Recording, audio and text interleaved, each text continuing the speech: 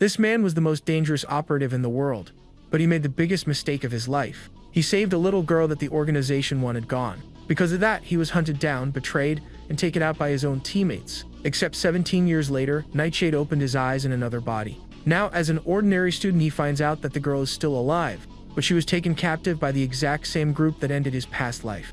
And this time, they are going to learn one thing. Some monsters should never be given a second chance. The story begins in a ruined Eastern European country, where a man is sitting among the rubble. This man is our main character, badly hurt and holding his piece, already pushed to his absolute limit. His shirt is torn and stained, revealing a serious injury on his chest. The pistol in his hand rests amid the aftermath, showing just how brutal that clash really was. At that moment, he remembers a little girl begging him to hold on, but he tells her to forget him and run. The girl, looking heartbroken, hugs her stuffed bunny, not wanting to leave him behind. With a fierce look, he yells at her to leave, or she would end up meeting the same fate. The girl then turns to run away, but still seems very hesitant. Tears stream down her face as she finally decides to listen to him. Then the girl runs far away, leaving the main character all alone in the middle of the destruction. Suddenly, he hears a sound and his body tenses up as someone approaches. Footsteps echo through the area as a mysterious figure slowly gets closer. A man in a suit and overcoat walks toward him with his hands in his pockets. Right after, he is revealed to be a white-haired man, accompanied by several enforcers. The man in the overcoat calls the main character by his code name, Nightshade. He says the rumors were true, and that Nightshade really was an absolute beast. The villain seems impressed that he managed to do all that by himself. Next, the scene shows the street filled with enforcers taken down by Nightshade. Looking at the destruction, the antagonist says that this was completely unforgivable. Then he mentions that a guy like him chose to meet his end over a meaningless attachment. The gray-haired man aims his piece at him and asks if he has any last words. With a smile on his face, the main character seems to silently accept his fate. The villain understands the answer and tells him he will see him on the other side. Then he prepares to finish Nightshade off at close range. The scene suddenly shifts to a warehouse, where a muscular man is yelling at a group of youths. The big guy asks if they think they can just back out of that job. One of the frightened young men answers that no one told them the gig would be like that. Another man, having a smoke, says it was just a driving job and asks what the big deal is. Terrified, the boys drop to their knees begging for mercy. One of them screams in despair, saying there is no such thing as a driving gig at an elimination scene. The brute gets furious and smashes his golf club into the floor with all his might. Then he tells them they're delivery guys, and if someone pays, they will take anything anywhere. Next, he threatens the red-haired kid with a blade, saying he will silence him if he keeps talking. But before he can do anything, a hand grabs his arm, and another youth begs him to wait. The big guy is confused by the sudden attitude of that kid, who had been quiet until then. With a determined look, Key steps up and says he will do the job himself. Then he asks the man to let his senior go, who calls him crazy for taking that gig. With a confident smile, Key says everything will be fine, since a professional does not just go after random people. But his confidence quickly fades, and he wonders if he is really right about this as night falls. The scene shifts to a room where a man is suddenly taken down by a mysterious marksman. One of his crew gets startled and yells that it is an ambush, while the others start panicking. Before he can even finish his warning, he also takes a direct hit. The three remaining henchmen are in shock, not understanding what is going on. Right after, another one drops to the floor, and the rest wonder if the shot came through the wall. From outside the room, a voice says that drywall cannot stop .50 caliber ammo. Terrified, the men look at the door and see the shattered glass where the shots came from. In that instant, the white-haired mercenary bursts into the room with his piece ready. He kicks a table toward his targets and yells at them not to underestimate a professional operative. Using the table as a shield, he covers himself from the henchmen's fire. The three remaining guys draw their weapons and get ready to shoot back. But the gray-haired man is faster and uses ricochets off the table to take them all down. With everyone on the floor, the mercenary wonders how someone managed to predict his moves. Then he aims at the last one standing and complains about the awful smell of the syndicate. After clearing the room, the hitman stands still for a moment, observing the area. Next, he puts his heated piece into an ice bucket to cool it down. The job is done and the room is completely wrecked from all sides. The young driver, Kay, peeks through the door and freezes entirely in fear at the scene. Suddenly, the operative turns toward him, and the kid falls to the ground in a panic. With his hands up, Key apologizes and says he was only hired for a delivery gig. The gray-haired man asks if Dahlia sent him and figures he's just the driver. Kay nods with a nervous smile, trying to hide his fear while adjusting his cap. With everything sorted out, the two drive through the city at night, taking a busy highway. The kid steps hard on the gas, making the car speed up very quickly. Inside the vehicle, the vibe gets heavy and they ride in total silence. Through the rearview mirror, Key watches his passenger, and the tension in the air only builds up. The gray-haired man notices the stare and asks what is wrong, but the kid brushes it off, saying it is nothing. In his thoughts, Key mentions how terrifying the aura of a professional eliminator really is. The white-haired man just stares at the driver with a cold, calculating look. They continue the drive in that uncomfortable silence, making everything even more tense. To break the ice, the young man decides to ask about what he saw on the first floor of the building. He remembers the women and children and asks if they were also part of the contract. The operative says no, but it would have been a problem if they started screaming, leaving Kay shocked. Then he explains that the cleaners handle the mess, so it costs nothing to clear out the extras. With a nervous laugh, Key realizes the rumors were true, and that man was truly ruthless. The driver then mentions the name Funeral Flowers, catching the mercenary's attention. Surprised, the gray-haired man asks how he knows that name, and Kay says his boss Dahlia told him. It is revealed that the Funeral Flowers are an elite group of operatives with flower code names. The white-haired man complains that his boss talks way too much about things he should keep hidden. But the kid is not intimidated and keeps chatting with that dangerous passenger. He points to the scar on the man's face and asks if that was done by a blade. In a teasing tone, Key says it proves that even a funeral flower can get hurt. The mercenary does not answer and just gives the driver a serious, intimidating glare. Kay's expression shifts and he finally realizes he crossed the line. The gray-haired man then starts telling a story about another member of the Funeral Flowers. He talks about a guy codenamed Nightshade, which means belladonna, a toxic flower. Just like the name, that man was a grim figure in human form, a true menace. But that operative disobeyed the organization's orders over a simple little girl. In the end, the white-haired man reveals that he was the one who finished Nightshade's story. Key listens to everything but just replies with a "so what," showing absolutely no fear. The hitman then aims his piece at his head and says that story must go with him to the very end. Startled, Key stammers, asking what he is talking about. With his finger on the trigger, the gray-haired man gets ready to take the final shot at the driver. But he reveals that he noticed Key's counter-surveillance technique to see if they were being followed. He also says that, despite the acting, the kid is not scared, because nervous people sweat differently. That fear-induced sweat releases a very strong and specific scent. However, the operative does not catch that scent on him, realizing Key is completely calm. Because of that, he demands to know who he is and where he really came from. Slowly, the main character's hands start moving on the steering wheel. In a quick, unexpected move, he throws his hands up, surprising the mercenary. The white-haired man gets confused by his target's sudden reaction. In that instant, Key slams the gas and the car speeds down the highway. Out of control, the vehicle swerves hard toward the safety barrier. Through the rearview mirror, we see the main character landing a solid punch right on the passenger's face. The operative is in shock at the sudden turnaround and the kid's surprise attack. Right after, the car crashes violently into the road barrier. With the heavy impact, the gray-haired man is thrown out of the moving car. Even so, he lands gracefully on the asphalt and quickly recovers from the fall. A distraction pops up when the driver's cap flies right at his face. Then the main character jumps out to attack, revealing his true look. His eyes glow red and he charges forward with a blade, ready for a clash. The operative reacts instantly and aims his weapon, impressed by his enemy's speed. The kid then throws his blade with insane accuracy straight at the mercenary.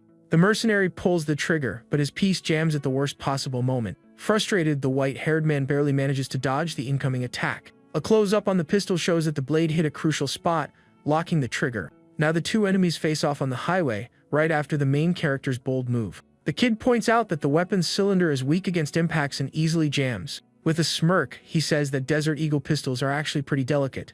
The scene shows the exact moment the blade perfectly hits the side of the firearm.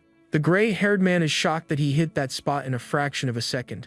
Furious, the mercenary yells not to be underestimated and pulls a new tool from his sleeve. He reveals a dangerous karambit blade and readies himself for close combat. In response, the hero prepares to fight using nothing but his bare hands. Then they both lunge, and the kid manages to stop the blade attack with just his hands. With a numb hand, the gray-haired man realizes his nerves were struck by the blow. Taking advantage of the opening, the main character dodges and sets up a rapid counterattack. Right after, he lands a devastating punch squarely on his enemy's jaw. The hit is so strong that the mercenary staggers backward, completely dazed. Giving him no time to recover, the youth knocks him to the ground with another strike. Down and hurting, the operative realizes those hits were not just raw power. He figures out that with every punch, his nerves were being slowly shattered. The effect was just like belladonna's toxin, paralyzing his entire body. Emitting a dark aura, the hero stares down his fallen enemy, leaving him no chance to react. The gray-haired man asks what he is, and the kid calls him slow and a weirdo with a scent obsession. Hearing that nickname, the mercenary is stunned because only one person ever called him that. With a smile, the kid asks if he finally gets it and says it has been a long time. Terrified, the white-haired man refuses to believe it, calling it totally impossible. The youth then calls him a coward for claiming he finished him when he actually just showed up at the very end. He points out that the hitman only appeared to take him out when he was already fading. The enemy insists he definitely met his end, and the hero confirms that he really did pass away. But, with a wild look, he adds that somehow he came back. Confused, the gray-haired man asks what coming back means. He says it is pure nonsense, and that something like that could never happen. At that moment, the blade on the ground starts floating and returns to the main character's hand. The kid takes his weapon back with a serious and determined look. The villain asks if he is after revenge, but the youth says there is something else. Then he remembers the stuffed bunny of the little girl he tried to save. With a look full of anger, he says he needs to get something back from those scumbags. And to reach that goal, he is going to burn the garden organization to the ground. Shocked, the mercenary asks if he truly thinks he can tear down the whole syndicate. Even in defeat, he warns that there are other operatives just as skilled as him in the garden. Before his end, the man says the main character will not be able to change anything on his own. Showing no mercy, the kid delivers a decisive strike to his former organization partner. With the enemy taken down, he just watches in silence as rose petals fall all around. With a cold, resolute look, he tells the jerk to watch everything from the underworld. The scene shifts to a meeting room where important silhouettes are discussing the situation. A blonde woman approaches a man sitting on a throne and addresses him as Dahlia. The blindfolded man reveals that one of his elite operatives has been neutralized. The woman beside him looks surprised and serious hearing that news. Then the leader asks if she remembers a former member of their syndicate. He talks about the benefactor who saved her during the civil war in her country. With her eyes closed, the woman remembers, and the leader reveals that he himself got rid of that man. The members of the meeting wonder if the Japanese police or the United States were involved. Others question if someone else managed to defeat an elite mercenary. The leader, known as Dahlia, thinks about the situation with a stern expression. He taps his fingers on the armrest, annoyed by the trouble in his new territory. Next, he concludes that an annoying weed is growing in his backyard. Dahlia then orders the blonde woman to notify the other funeral flowers. He sets a deadline of 1 month for the mission to be completed. His final order is to uproot this weed entirely, leaving absolutely no trace behind. The scene shifts to a flashback showing the main character's memories amidst the flames. In his narration, he says that for as long as he can remember, he lived on the battlefield. Alone and abandoned, he reveals that he never even knew his parents' faces. He was called a war orphan, a child with no family and no future. But one day, a mysterious man appeared before him and changed his destiny. With a weapon in hand, this man gave him two choices: perish right there in the gutter, or become an operative and fight for his own survival in a cruel, merciless world. The boy barely understood the question, but he knew he had to pick. So, without hesitation, he took the gear and chose the second option to survive. The man's voice echoes in his mind, telling him not to hesitate because if he does not strike, he falls. The main character remembers the intense training, hitting targets with lethal accuracy. His instructor would yell at him to keep moving and use his legs to dodge. He reveals that the Garden organization was not just a mercenary syndicate. They called themselves Protectors of Global Order, fighting for a noble and grand cause. The organization worked in the shadows, neutralizing threats all over the world.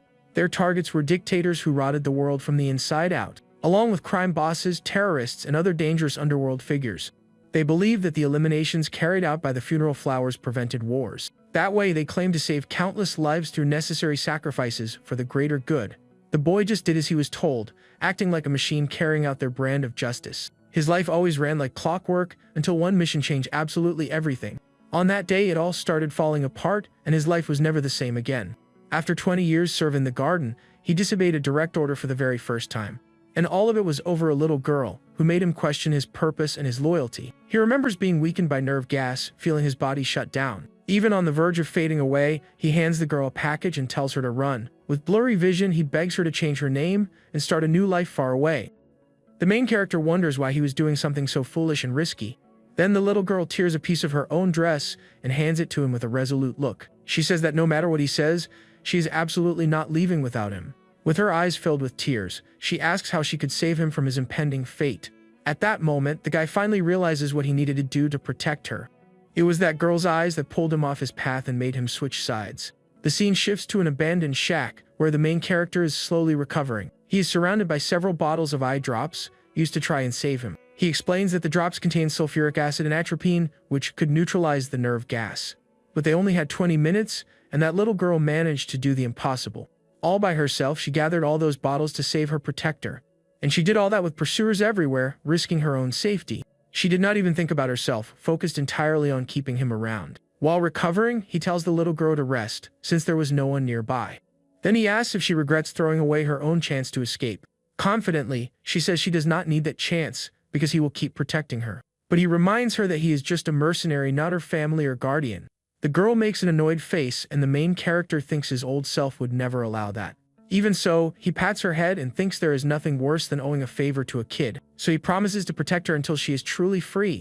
At the end of his operative days, he found himself doing something he never imagined. With a bright smile, the little girl accepts, and he makes his very first promise. Suddenly, the scene shifts, and a voice yells for her idiot brother to wake up right now. Right after, our hero takes a punch and falls out of bed, completely confused. He wakes up startled and realizes it has been 17 years since his defeat. His new sister, Misaki, yells that he's going to be late for school, since it is already 7:30. He apologizes and says he will get ready, because for some reason, he now lives as a student.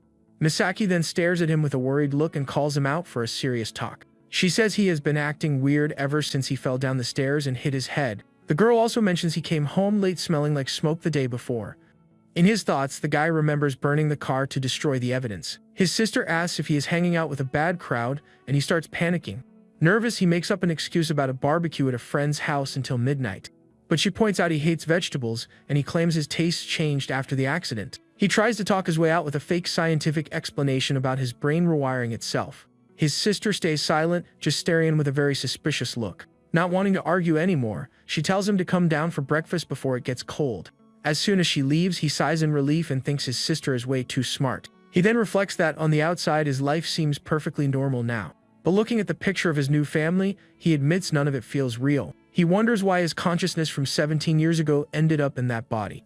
Then the guy picks up the picture frame to get a better look at Key's family, and concludes that he did not just take over the body, because Key's memories still live inside him. It all started with a fall 10 days ago, or at least that is what everyone says. He wonders if the hit to his head brought back the memories of his past life. In his room, the young man hears a notification sound coming from his computer. He decides to leave those questions for later, since he has something more important to do now.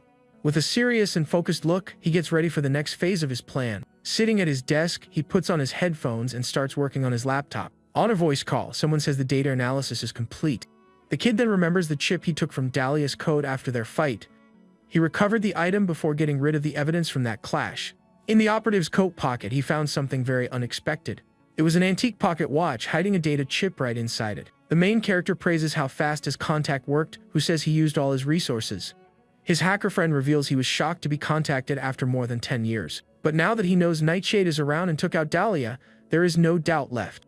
Before handing over the data, the hacker asks him to answer a few questions. He recalls that 17 years ago, Nightshade defied an order to eliminate a target and fell. So he asks how the legendary mercenary is still walking around after all this time, and also why he is showing his fangs to the organization once again. The contact asks if all of this is because of the girl named Lilia. He reveals that after his defeat, the Garden organization took the little girl. The girl was raised inside the syndicate as some sort of symbol.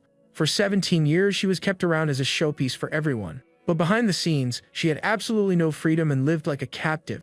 The hacker also mentions hearing rumors that she was treated very poorly. So he concludes that the reason for his return is to rescue Lilia from the Garden's grip. With a sad look, the main character remembers the promise he made to that girl. Lilia's innocent smile is the only thing that still pushes him to keep fighting. The hacker wonders why an emotionless machine would do that, but gets cut off. Nightshade reminds him of the rule about not sticking his nose where it does not belong, and the contact goes quiet.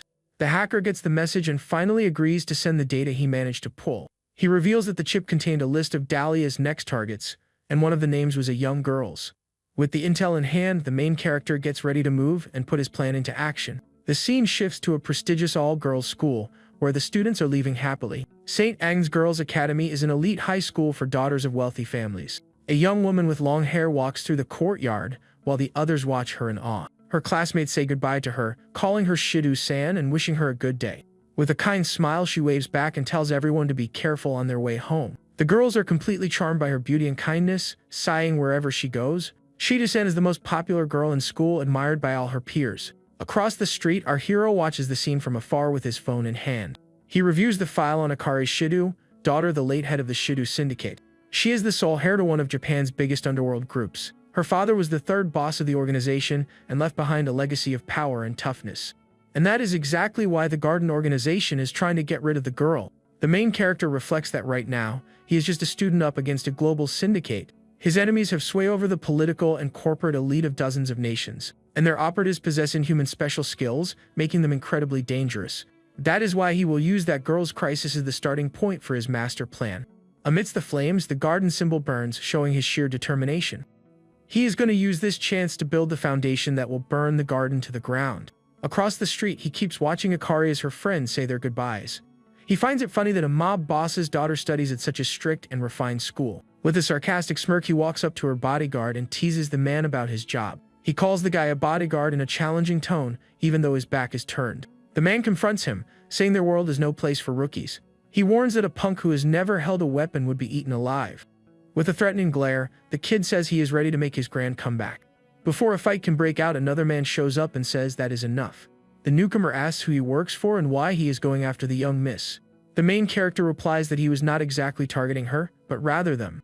The bodyguard says he does not need a straight answer and gets ready to brawl. With clenched fists, he steps up, saying he will beat the truth out of him.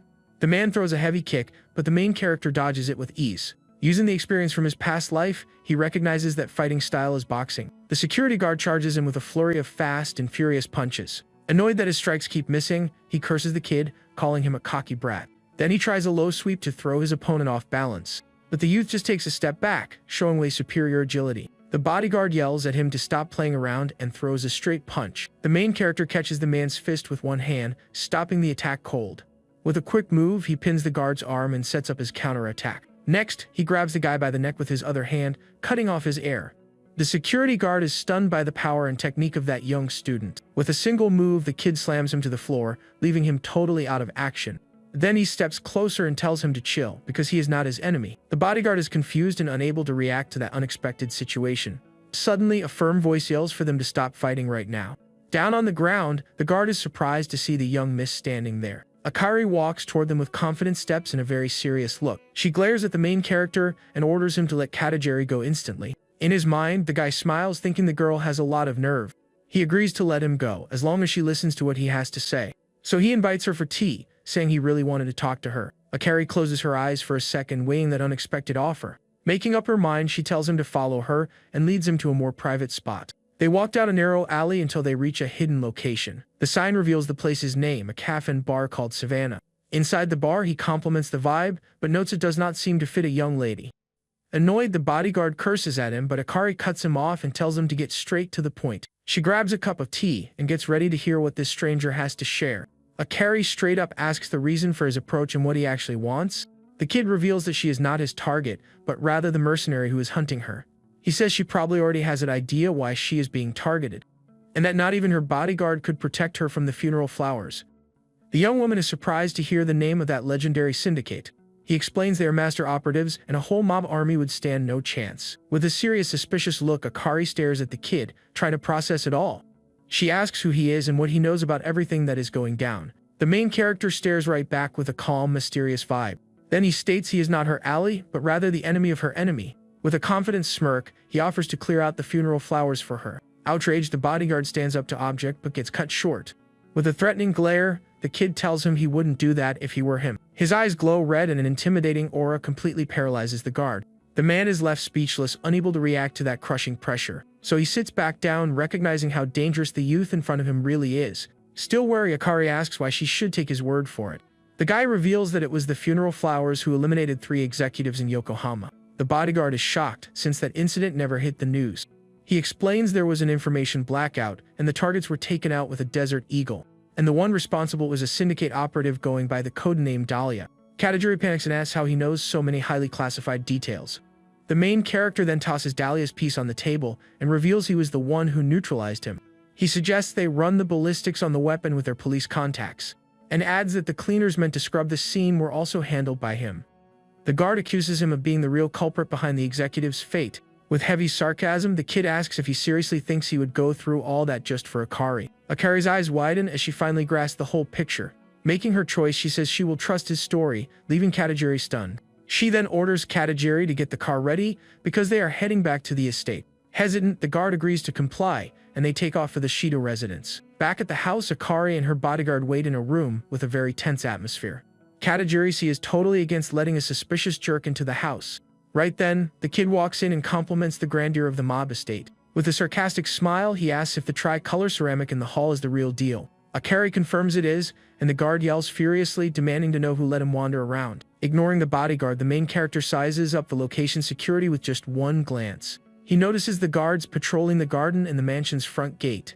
He also spots the security cameras and the guy working the monitor room. Katajiri is floored by how fast he analyzed the entire security grid. The kid points out that the body armor Akari is wearing is basically just a lucky charm. Akari is surprised he caught so many details in such a short amount of time.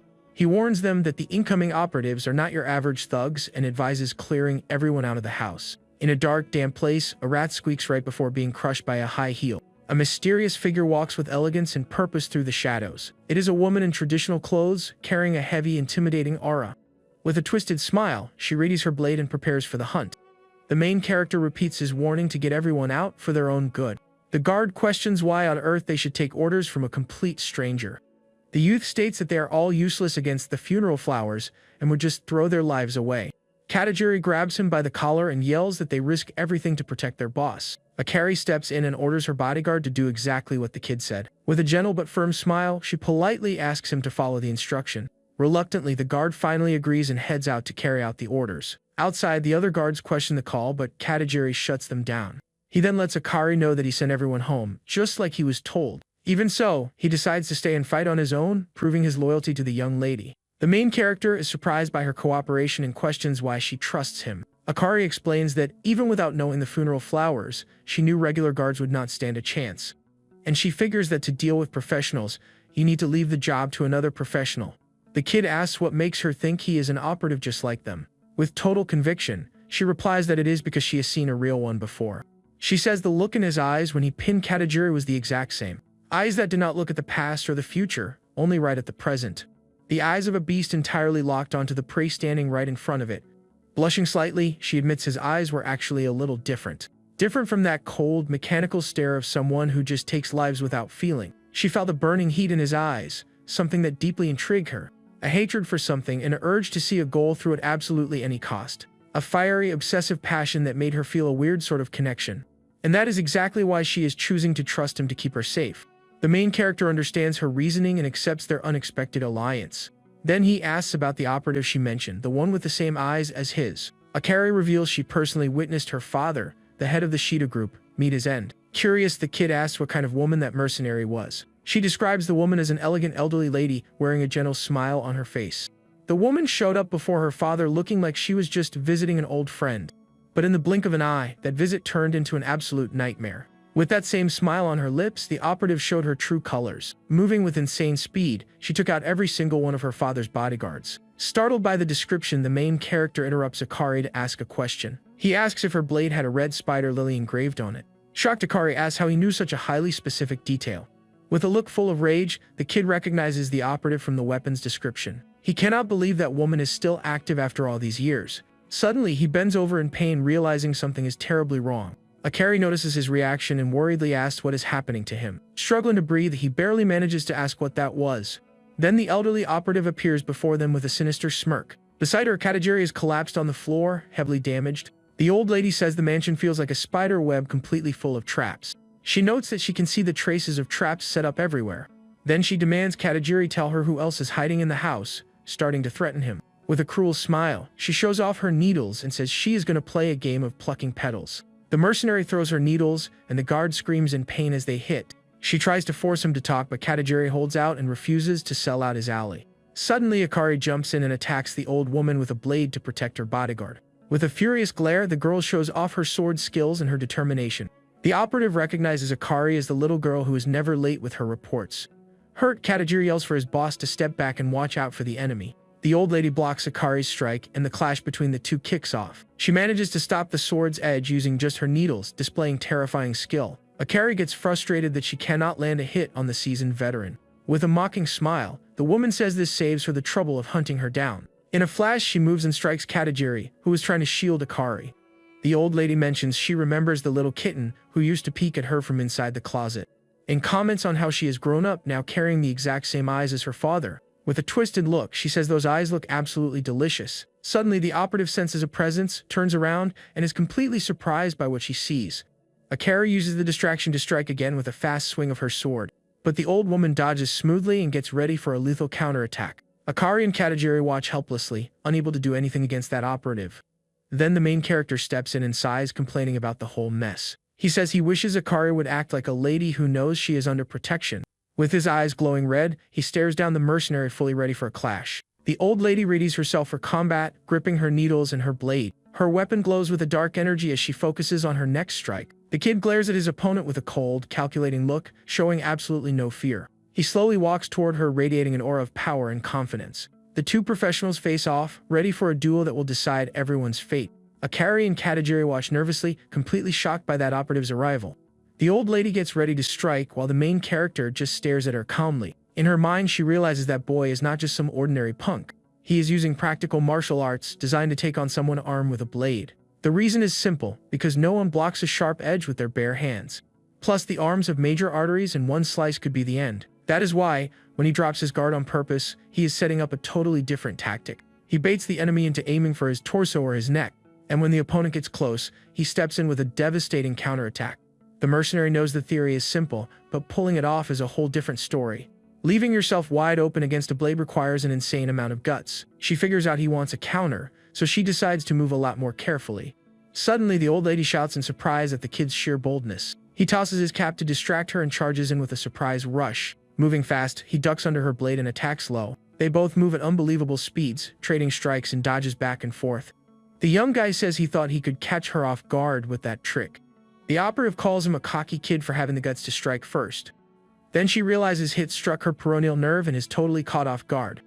The main character mentions it has been a while since he fought someone who uses Silat. He explains that the common peroneal nerve is a crucial spot that can freeze up movement.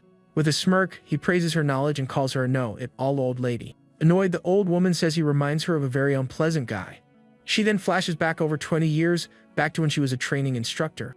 In the memory, we see the woman teaching a young boy how to handle a blade. She explains the technique is not about raw power, but creating a flow in the fight.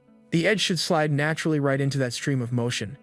The kid in the memory is the main character himself, in his past life, learning directly from her. Tired of not being taken seriously, she decides to teach him a practical lesson. The boy remembers his brutal training sessions and gets ready for real combat. He says he thinks he has finally got the basics of her technique down. With a challenging smile, he asks the old lady to teach him the next move. The woman remembers how much of a monster he was when picking up her skills. That brat surpassed her after seeing the move just one single time. Because of that, she had to hone her skills in real combat just to stay ahead of him.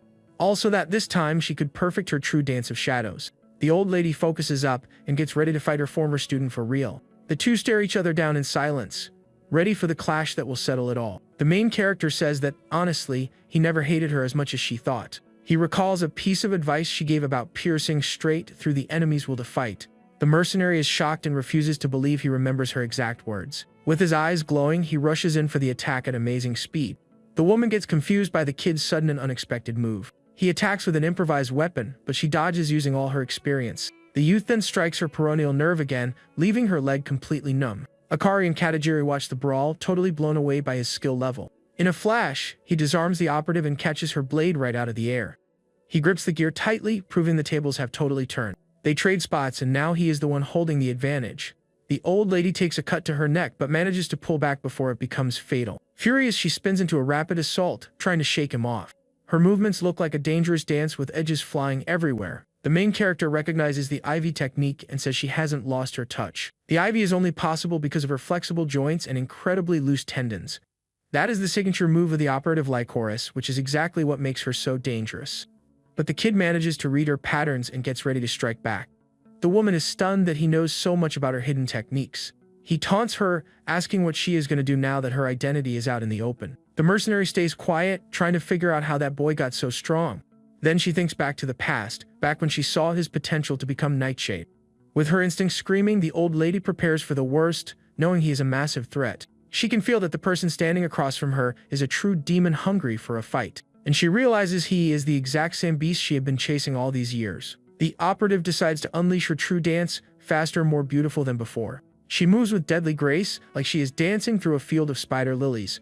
With a fierce look, she performs her final technique to close out the battle. The main character remembers Lycoris' ultimate move, the Dance of Shadows. He knows that is his old master's most powerful strike, so he braces himself. Akari and Katajiri are terrified by the speed and absolute ferocity of the attack. The kid focuses, telling himself not to be fooled by the path, but to track the tip of the blade. With superhuman speed, he dodges and parries the incoming strikes with his bare hands. His movements are so fast they are almost impossible to see with the naked eye. Even with all his skills, he knows he cannot afford to mess up for even a second. The mercenary's blade grazes him, but he keeps fighting without losing focus. He regrets not having his old body, because she never would have landed a hit on him. Suddenly, he realizes her edge was laced with something extra. He figured she would have a trick up her sleeve, since the red spider lily is toxic. The old lady calms him down, saying the toxin just causes muscle paralysis. Then she reveals another toxic flower, the amaryllis, which she uses for her secret strikes. With her opponent locked up, she moves in to deliver the finishing blow. The kid feels his legs give out and drops to the floor, unable to move a muscle. The operative sees her window and prepares to strike with a totally victorious look. She unleashes her dance of shadows, throwing out a relentless combo of hits. A flawless strike designed to finish the job without leaving any room for defense. The blade swings toward the main character, who looks completely helpless on the ground. With a triumphant smirk, the old lady believes she has finally won the fight, but the kid catches her off guard again, managing to dodge the fatal blow. Shocked, the mercenary cannot believe he slipped past her ultimate attack. She stares at him in disbelief, unable to process how he moved that fast. A demonic shadow rises up behind the main character, showing his true nature. The kid grabs the mercenary's collar and slams her into the floor with everything he has. With a look of pure rage, he proves that the tables have entirely turned. The old lady calls in pain, totally stunned by the sudden flip in the fight. Her blade drops, spinning on the ground until it stops right at the main character's feet. He then picks up his former master's weapon with a look of absolute disgust. Without hesitation, he strikes her chest, ending the battle once and for all. The operative stares at him, full of surprise and respect in her final moments. Down on the floor, she accepts her loss to the student who finally surpassed her. The main character tells her she still could not catch up, even after all this time. With a pained look, he tells her he will see her again in the underworld. The woman replies that she will be waiting for him by the Sanzu River for a rematch. In her final words, she mentions that blooming in red is also quite a beautiful sight. Akari and Katajiri watch the aftermath, completely shocked and lost for words. The kid staggers to his feet, feeling the toxin's heavy effects on his body. He spits the poison onto the floor, trying to pull himself together after that wild battle. Katajiri approaches him worried and asks if he is okay and if he caught any of the toxin. The main character admits he is not doing great and that he only delayed it with his breathing. He used tactical breathing to keep his heart rate down in an extreme situation. The bodyguard offers to call in an underground doctor connected to the Shido group, but the kid turns him down, saying a toxin user always keeps the cure handy. So he searches the fallen operative's gear and finds exactly what he needs. Holding a pocket watch, he announces he found their next clue. He believes that with that item, he can uncover a lot more about his enemies, and finally figure out who wants him gone and exactly why they are doing it. The scene shifts back to the Shido mansion, where the night is quiet and calm. Katajiri looks at Akari with a very worried, yet admiring gaze. A first aid kit is open on the floor, filled with all sorts of medical supplies. The young lady is carefully tending to her bodyguard's injuries. Once the bandages are on, she says that should hold him over for now. He asks if she is alright and suggests they drop this whole mess entirely. After watching that fight, Katajiri knows that guy is absolutely not normal. He realizes that battle was on a totally different level, way past any brawls he has seen. With his current strength, he feels totally powerless to protect his young miss. Hurt and frustrated, he admits he cannot keep her safe on his own. Akari looks at him with a serious expression, knowing he really did his best. Katajiri says that even if they make it out, her situation won't change, and she shouldn't get involved. He begs her to go far away until things cool down and find a safe place to hide. The main character overhears them and points out that running away is definitely an option. Startled, the guard asks when he got there without anyone noticing. The kid and the young lady stare at each other in silence before he keeps talking. He tells Akari she is not just some innocent kid, she is the daughter of Boss Shido. The image of a tattoo spelling Shido on her back proves the heavy burden of her bloodline. Her violent destiny is etched into her like a curse that will keep chasing her forever. Annoyed, Katajiri yells at him not to act like he knows anything about her life. The young man then reveals he found the name of the client who hired the operatives. Akari and her bodyguard are stunned by that totally unexpected drop of info. He explains that he pulled the data from the pocket watch and identified the culprit. With a confident smirk, he asks if they do not want to know who is pulling the strings. Impatient, Akari tells him to stop stalling and just say the name already. He then shows a picture of Messiah Kuroki, the assistant head of the Shido group's sworn brothers. Katajiri yells in disbelief, saying that has to be some kind of sick joke. Akari explains that her father handpicked him, and he climbed the ranks incredibly fast. He was insanely good at underground business and seriously expanded the clan's power. By running casinos and underground fight rings, he pulled in massive amounts of cash. Even as an outsider, it was practically guaranteed he would join the top executives someday. The main character concludes that he got tired of waiting and decided to make his own move. Then he reveals the name of the syndicate that Dahlia and Lycoris belong to, the Garden. Kuroki teamed up with the Garden to clear out the boss and all the veteran executives. and he also targeted the boss's daughter so he could take total control of the syndicate. His goal was to steal the top seat and use Shido's resources to rule the country's underworld, and hide out under the garden's protection to keep himself safe from his rivals. The main character then states his own goal is to ruin and crush all of the garden's plans. With the whole truth out, he asks Sakari what her next move is going to be. He asks if she is still going to run away and hide from the threat chasing her. The young lady grips her fist tightly in her lap, showing her hesitation and inner conflict. Filled with resolve, she stands up and tells him not to be ridiculous because she is not running anywhere. Her bodyguard tries to stop her, but she has made up her mind to face her fate. Akari thanks her security for his loyalty, but says she needs to make her own choice. She refuses to run without at least knowing the name of the guy who took out her parents. With a furious look, she says such a pathetic choice is not the way of a Shido. The kid smiles and says it looks like she is finally locked in her resolve. She confirms that she never even planned on running away from the very start. Akari knows perfectly well her family's wealth was not built on legitimate business. And if she gets punished for it one day, she will take it, but she won't hand the clan to a coward. With an approving grin, the main character recognizes the young woman's strength and guts. Akari then asks for his name and the kid introduces himself simply as Ki. He mentions that keeping his real name hidden is for the best for both of them. With their team upset, Akari hires him to be the muscle she needs to take down Kuroki. She offers the total destruction of the garden as the payoff for his services, and promises to throw everything the Shido clan has into cooperating with him. The kid smiles, highly satisfied with the deal and the start of his payback. Everything the Shido clan owns, including their massive information network, their financial backing, and the connections stretching across the entire underworld, and even their sway in the political and corporate worlds will all be at his disposal. He knows there is no better backup to crush the garden once and for all. With a handshake, they seal the deal, and their unlikely partnership officially begins. The scene shifts to a fancy office where Kuroki looks out at the city lights. He wonders what is going on, since he hasn't heard a word from Lycoris. Then he turns to a hooded figure and asks for his take on the situation. A young guy with blonde hair and blue eyes is revealed, going by the name Campanula. The young Campanula answers him with a totally cold and sarcastic tone. Kuroki asks if he hasn't heard anything about Lycoris's current whereabouts. Showing clear disrespect, the blonde says babysitting that crazy old lady is not his job.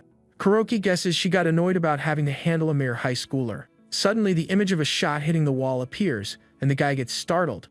Furious, Kuroki yells at him to quit the nonsense and suggests she might have been eliminated. Campanula provokes him, saying they think they are the absolute strongest operatives around. But Kuroki cuts him off before he finishes, heavily scolding the young man. In a flash, the kid appears right behind him, holding a blade to his neck. Kuroki is stunned by the sheer speed and boldness of the younger mercenary. The kid warns him not to get it twisted, as they are only helping him for the garden's own goals. He makes it very clear the funeral flowers are not his pawns, making Kuroki apologize fast. Leaving a tiny warning scratch on his neck, the blonde tells him to watch his mouth next time. He then steps back, and Kuroki watches him with a mix of fear and pure anger. The young operative leans against the wall, wearing a look of total disdain and superiority. Kuroki decides it does not matter if a schoolgirl is around or not, since it won't change the big picture. All the annoying veteran executives are gone, leaving his path completely clear. He declares the Shido clan is his, and he will use its power to rule the whole underworld. With an evil smirk, Campanula says everything will be done in the name of the garden. 2 days later, the scene shifts to a very crowded underground casino. People are betting and having a blast surrounded by luxury and heavy showing off. The roulette wheels spin, cards are dealt out, and the adrenaline is pumping. A wealthy guy celebrates his big win while a beautiful woman hangs by his side. An elegant hostess welcomes a brand new group of guests at the door. The main character rolls into the casino wearing a sharp suit, alongside Akari and her bodyguard. He scans the room with a sharp, calculating look, checking out every single detail. With a confident smile, he announces that the show is finally about to start. This is the very first step in his massive counterattack against the garden. The slot machines and roulette tables are going non-stop all across the casino floor. The cards are shuffled up, and the real power play is about to kick off for good. Rich and powerful people are having a great time with their beautiful dates. The main character and Akari stroll through the floor, catching plenty of curious looks. A classy woman spots the young lady and whispers something to her partner. They think she is way too young to be there, but one of them feels like he has seen her before. Katajiri complains they are drawing way too much attention, but the kid totally ignores him. With a satisfied smirk, he says everything is going exactly as they planned. The scene flashes back to the Shido mansion, where they mapped out the whole scheme. The bodyguard and Akari listen closely to all of the main characters' instructions. Annoyed, Katajiri calls him an idiot for putting the young miss in danger. He questions why she has to march right into enemy turf, and the kid answers him. The guard argues that if the goal was just to eliminate Kuroki, he could have handled it solo. The young guy then breaks down the fallout of acting so recklessly. If Kuroki goes down without a clear successor lined up, the Shido group will totally collapse. Katajiri gets the logic and goes quiet, frustrated by how delicate the situation is. The main character then suggests Akari publicly challenge the traitor Kuroki and claim his spot. That way everyone in the syndicate will know exactly who the rightful heir is. Once she claims the title, the men will follow her lead without a single question. With the plan locked in, Akari orders Katajiri to call up a high-end dress shop. She needs a brand new outfit that fits the biggest night of her entire life. The main character smiles, highly satisfied with the girl's guts and determination. In the casino's VIP room, an underling whispers directly into Kuroki's ear. He reports that the young miss of the Shido group just walked onto the floor. Kuroki is shocked and annoyed she is still walking around, plus she brought 2 guards. Campanula, wearing a twisted grin, offers to go handle her right then and there. But Kuroki stops him, telling him not to pull anything in front of all the paying clients. He orders them to treat her like any other guest for now, with absolutely no special treatment. The subordinate and the young operative agree and step out of the VIP room. Katajiri mentions that the rumors about Kuroki being a traitor are completely true. The main character then reveals the next step of the plan, dragging him out into the open. Akari looks back with a fierce expression, totally ready for the final showdown. With a smirk, she decides to have a little fun before they get straight to business. They walk up to a blackjack table where a few guys are already playing. The dealer apologizes, letting her know that table has a very high minimum bet. He explains that the lowest wager at that table starts at 1 million yen. The main character then pops open a briefcase stuffed with cash, shocking everyone around. Akari says she does not mind, since she is not a fan of playing for chump change anyway. With a quick apology, the dealer invites her to sit down and kicks off the game. He skillfully shuffles the deck and gets everything ready for the next round. Laying the cards on the table, he wishes her luck as the high-stakes game begins. An hour later, the tension at the table is super heavy, and the other players are sweating. Akari has stacked up a massive mountain of chips, leaving everyone else in the dust. The dealer calls no more bets and flips his cards with a very stressed look. Akari's cards add up perfectly to 21, locking in another big win. Panicking, the dealer simply cannot believe the young girl's absolutely insane luck. He flips his next card, revealing that the house busted once again. Sweating bullets, he can barely hold the deck with his shaking hands. With a snap of his fingers, the main character signals Akari's next move. She drops an 8 of hearts on the table, scoring another flawless blackjack. The perfect combo of an ace and a 10 guarantees her an instant victory. The other players yell in disbelief, openly accusing Akari of cheating. The main character smirks, highly satisfied as he watches the whole thing unfold. He explains that blackjack is not just a game of pure luck, but heavily relies on strategy. The technique of card counting assigns a value to every single card to track the odds. The legend of an MIT student team using that trick to win millions is pretty famous. But what Key is doing right now goes way beyond some urban legend. He is memorizing every single card that leaves the deck with absolutely unbelievable accuracy.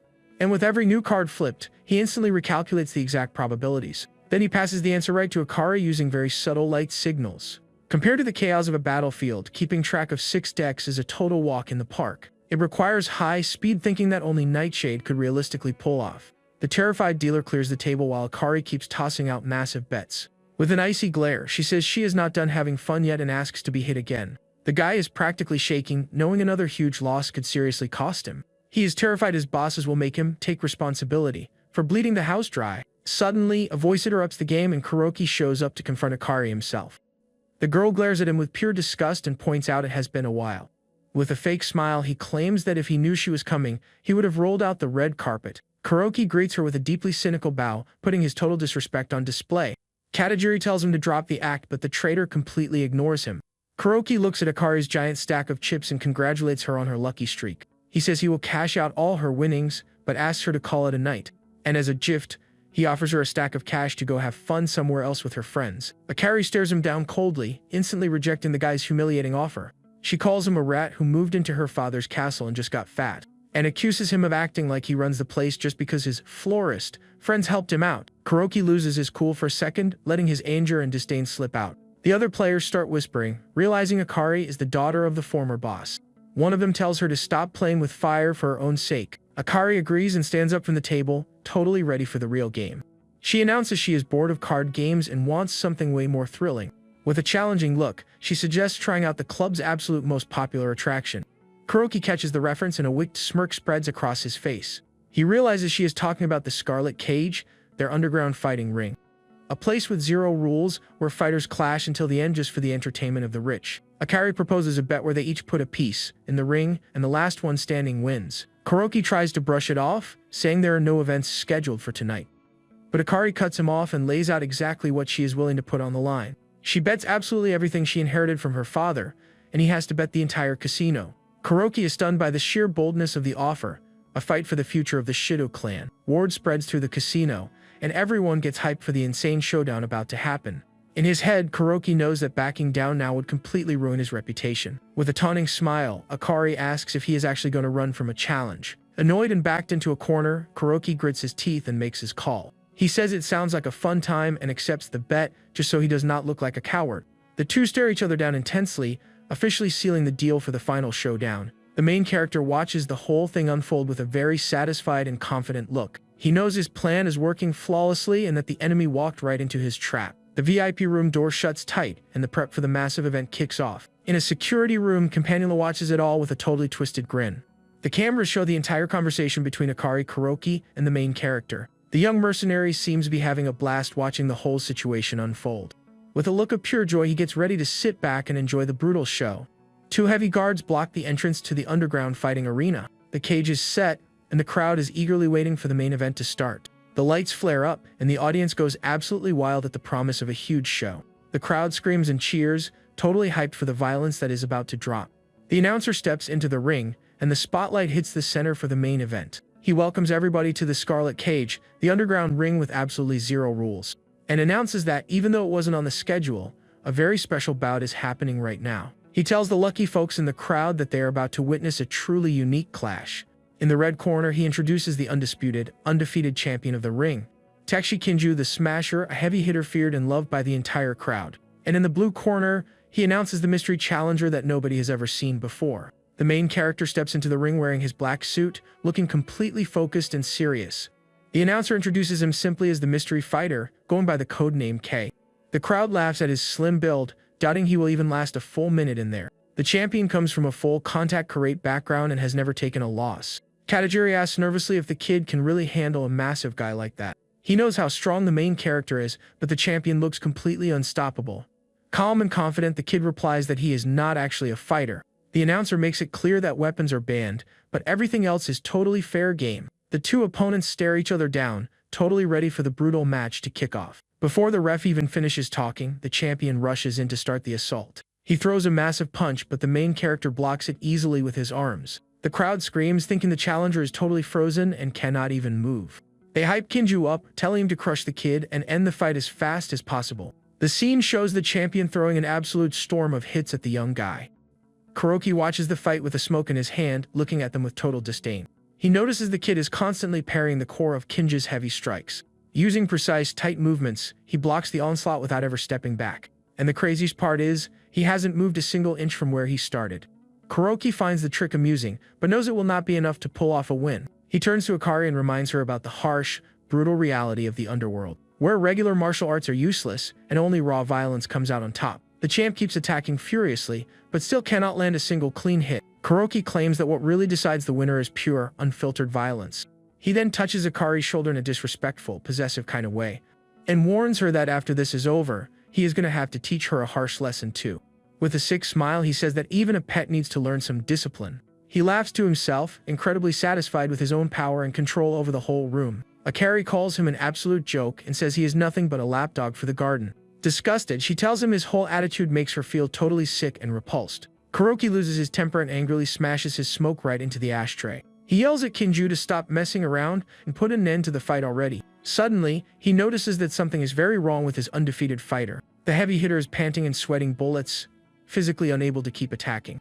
The main character stares at him with a mocking grin, his tie hanging loose. Katajiri is stunned to see Kinju gassing out, even though he is the only one throwing punches. The kid taunts him, asking if he can't even lift a single finger anymore. With one perfectly placed hit, he strikes the champion's jaw with everything he has. The big guy drops from the impact, completely defeated by one single punch. Total silence takes over the arena as the giant's body lays perfectly still on the mat. The crowd is in absolute shock, unable to believe what they just witnessed.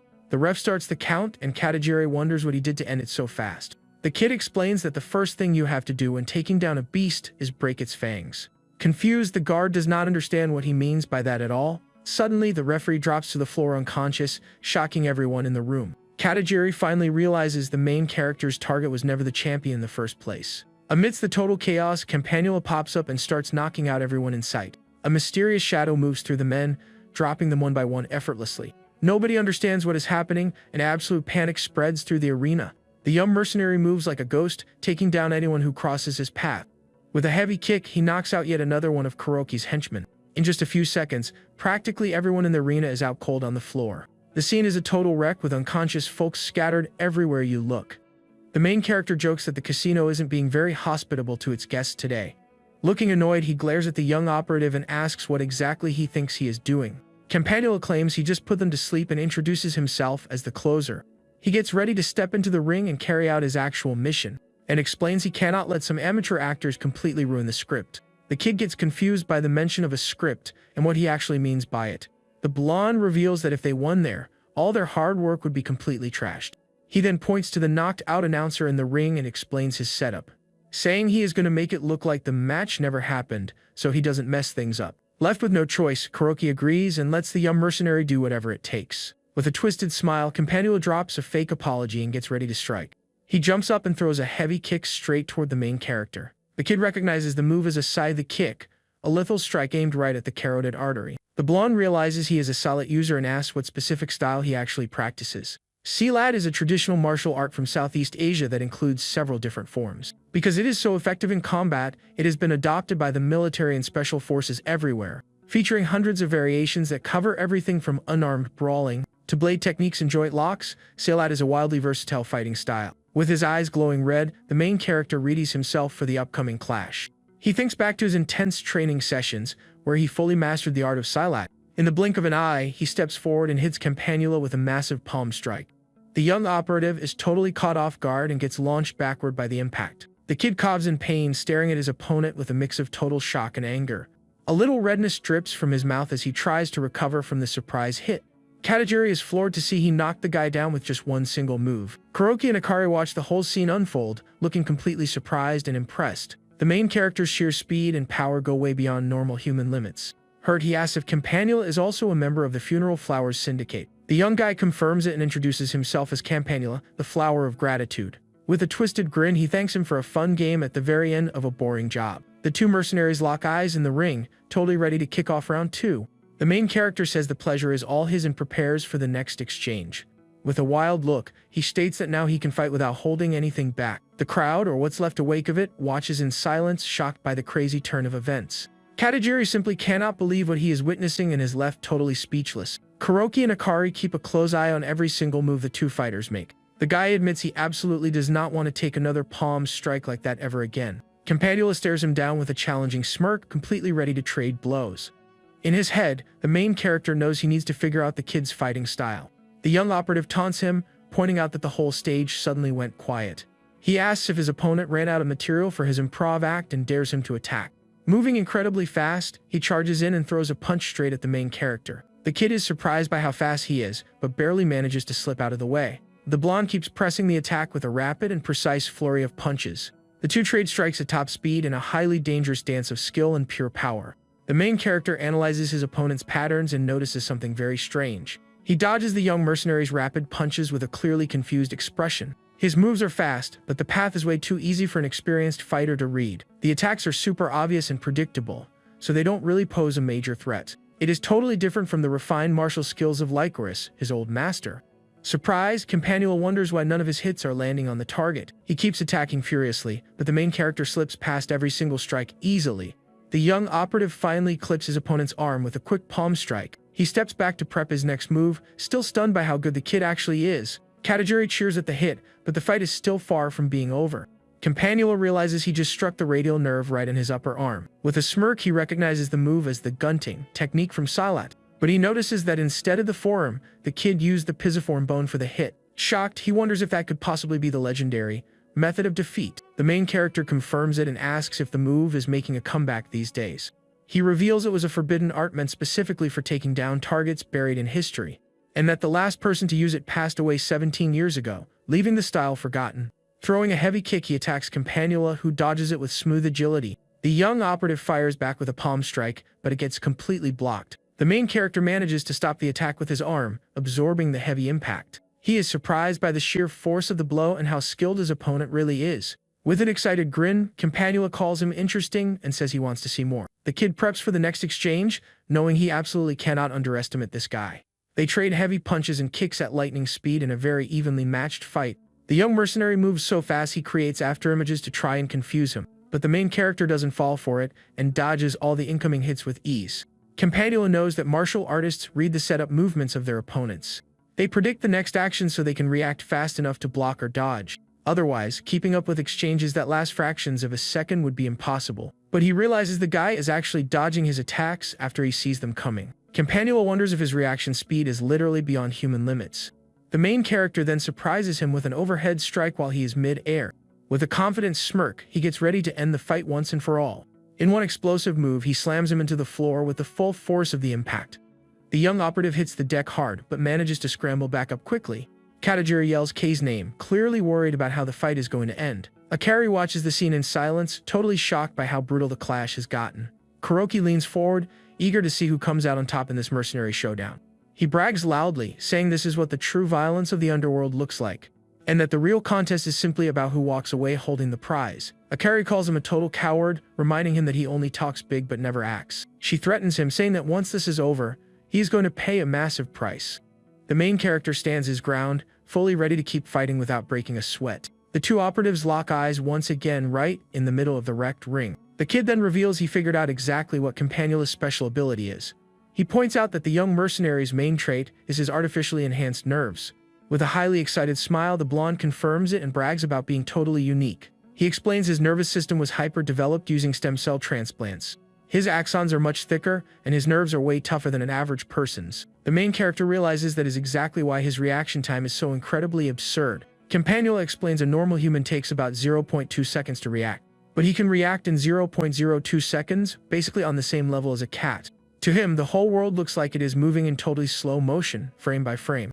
The main character figures out his heavy palm strike works off the exact same trick. Akari and her bodyguard watch the whole thing, totally amazed by that crazy reveal. The kid reveals his proprioception is unnaturally sharp because of it. He can feel every single muscle twitch and channel all his power right into one spot. The young operative compares it to the advanced Fefa Jin technique from Chinese martial arts, and brags that for him, pulling off a move like that is as easy as breathing. He mocks Dahlia and Lycors for being stuck with human limits, despite all their training. The main character agrees, but asks if having eyes like that isn't a massive headache in daily life. Campanula looks totally confused by his opponent's random question. Then the guy asks about watching movies, wondering if they just look like a glitchy flip book to him. The young mercenary admits, looking visibly annoyed, that that part actually really sucks. Kei then says that if those are all the tricks he has, it is finally time to wrap this up. The blonde agrees, saying he is going to hand his rival his totally boring flipbook ending. A red aura wraps around the main character as he gears up for his absolute final move. The young guy accepts the challenge with a grin, saying he will watch his final scene right to the very end. From afar, Akari and Katajiri watch the intense pressure between the two skyrocket. Kei realizes that his opponent's reflexes are completely and utterly unbalanced. Because of that, any normal attack he throws will easily get blocked or parried. The kid understands that straight-up strikes will not work against that kind of speed, and that means there is only one real path to victory in this exact moment. His only shot is a perfectly timed counterattack, cinched right with his enemy's own strike.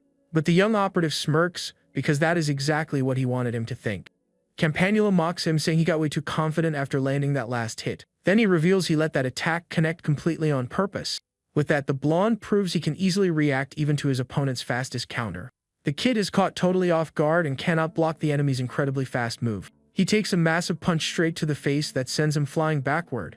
The opponent explains that any surprise attack is already factored right into his script. He loves watching his enemies cling to the totally fake hope he hands them. Throwing a devastating kick, he launches the kid straight up into the air.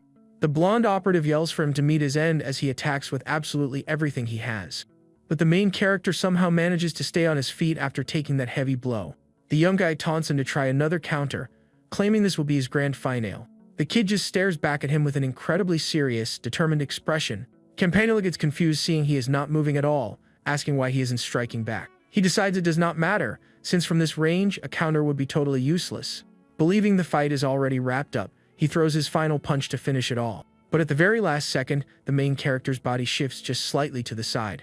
The young mercenary is absolutely stunned, not understanding what just went down, because Kei's counterattack was actually launched before his punch was even thrown.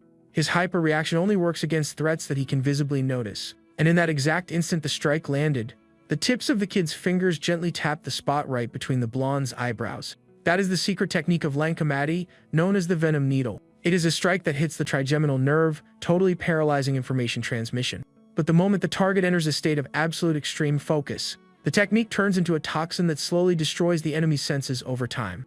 With a smirk, Key asks what he thought of his grand script's big final. Right after, the main character hits him with a completely devastating palm strike to the chest.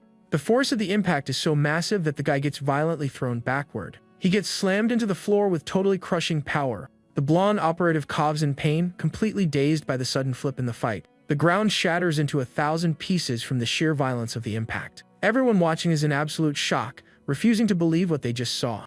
Down on the floor, the young mercenary says it is impossible and demands to know what he did. The kid answers calmly that he just touched him and that he was absolutely not lying. Actually, Key did not attack him directly, he just set up his own stance. He locked his upper body in place using his back and spinal muscles. Then, pushing his forearms out, he essentially turned himself into a solid stake. It is like a weightlifter tensing their entire body just to handle a massive load. The lifter's body becomes a pillar, and Key used that exact same logic.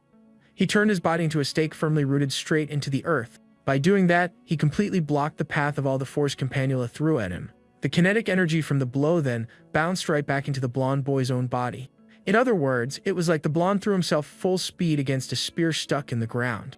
That is the realm of a secret Chinese technique known as borrowing force to strike back. The main character stands tall, looking down at his totally defeated opponent. Completely beaten, the blonde asks if Key used his own power to take him down. The young mercenary remembers the talk about nerves and realizes that whole chat was just bait. The kid confirms that the whole conversation was just to buy time until the hit took effect. Hurting on the floor, the guy admits it wasn't a bad move, and that his script got totally wrecked. Key then states that operatives always end up on the other side eventually, and while he used to be Campanula, he finishes by saying it was simply his turn to hit the dirt today. Using the absolute last of his strength, the young mercenary thanks Key for an incredible match. With a twisted smile, he says that this totally boring world seemed just a little bit more interesting with his opponent standing right there. And with a smile on his face, the young operative closes his eyes for the very last time. Key turns around and tells the punk to finally rest in peace. At that very moment, the kid notices Kuroki moving and turns around quickly. He turns and sees the shocking sight of Kuroki holding Akari as a hostage. With a sick smile, Kuroki readies his weapon right at Akari. Key gets totally furious seeing his boss being threatened like that,